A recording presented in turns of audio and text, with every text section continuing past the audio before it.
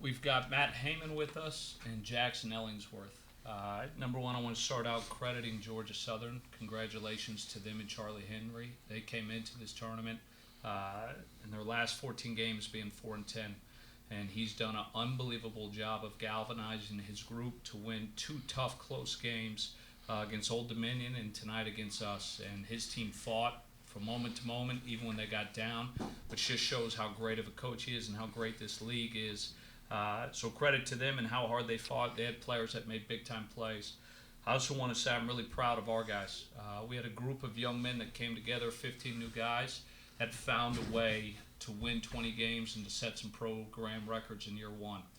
And when you take a group of individual, and there were multiple times throughout this season that our team could have broke, that they could have splintered, and the character of who they are as young men held our team together. Even tonight, as things didn't go our way, knowing that we're facing elimination, they didn't quit, they didn't stop fighting, and they didn't stop playing together and playing for each other.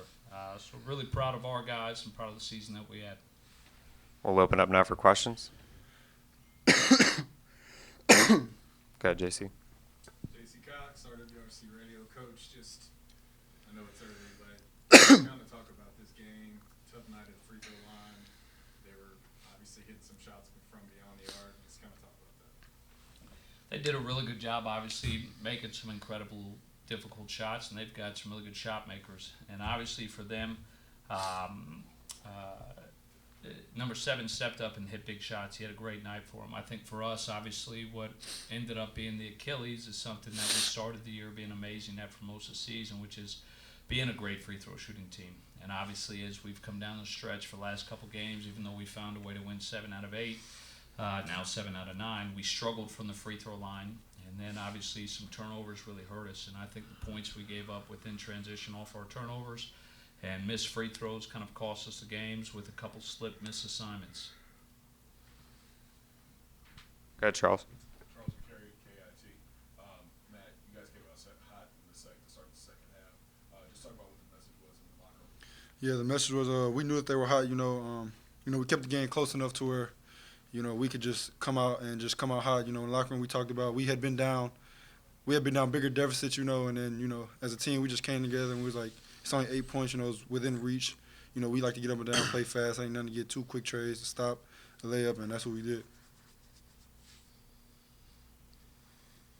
For Jackson and Matt, just you guys talk about coming together, 15 new guys, new head coach, this scenario, and to find yourself here and then seeing it come to an end as far as Sunbelt play goes. Yeah, it's probably one of the most different experiences I had. I was at the same school for 3 years, when I came here, I didn't really know what to expect. Everybody has expectations, what they think they're going to do versus, reality. So when I got here, everybody on this team struggled. Nobody played great consistently until late, and, just seeing that, going through it with the guys, everybody had their turn. It just allowed us to gel. And, I made lifelong relationships with these guys, and this is my last year. Of course it hurts, but of course, I got guys that I'll call, like Jackson, like TJ, all my teammates, we're all pretty close-knit, and just seeing that happen with 15 new guys. Coach got some young freshmen coming back, just seeing, what it'll be next year or the year after that, when he retains a couple guys and brings new guys in, to replace us. It was a good experience. I learned a lot of things about myself and about the game that I didn't know, and I'm just thankful for it. Yeah, basically what Coach said, I think it's pretty impressive to have 15 new guys, whole new staff, to do what we did. Like you said earlier, we could have folded when we went on that little spell where we couldn't win a game, but we actually came together. So, that just shows a lot who we are as not just basketball players, but as people. So I think I learned a lot about myself and who I should be off the court. Coach is very good at that, at teaching me life lessons, not just basketball. So I learned a lot this year.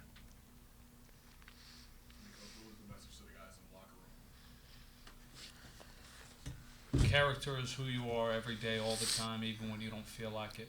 And things didn't go our way, so who are we going to be as men? How are we going to leave this locker room? How are we going to communicate with our fans that traveled really far to be here for us? How engaging are we going to be? How are we going to be to the arena workers when we leave the building? How are we going to be to the bus driver when we get on the bus? How are we going to be to the bus when we get off the bus? And that I was proud of them. the season wasn't easy. I'm not easy.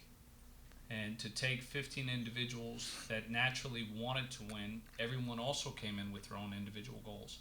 And not everyone's season went the picture perfect way that it went. Matt had ups and downs. Jackson had up and downs. Other players had up and downs. And the character they revealed during that time as men is far more important than winning or losing a basketball game. And that I'm so proud of them. The result sucks. They could have acted out of character multiple times. They could have folded. They could have turned on each other. They could have quit. They could have done many things that would have been, from a human standpoint, understandable. But the character that they showed and the perseverance that they showed, I'm incredibly proud of. Because at the end of the day, basketball ends for all of us. And who you are as a man and how you impact this world, our job is to win, because if we do not win as college coaches, for sure we get fired. But I'm proud of them as people, because that's going to be far more important in the realms of their life. And hard is coming for all of them. This is the best their life is ever going to be. Hard is coming. And if they can fight through that and they can reflect on what they went through this year, and it helps them be good fathers, good husbands, good men, good people in this world, man, what a great year. Like what an unbelievably successful season.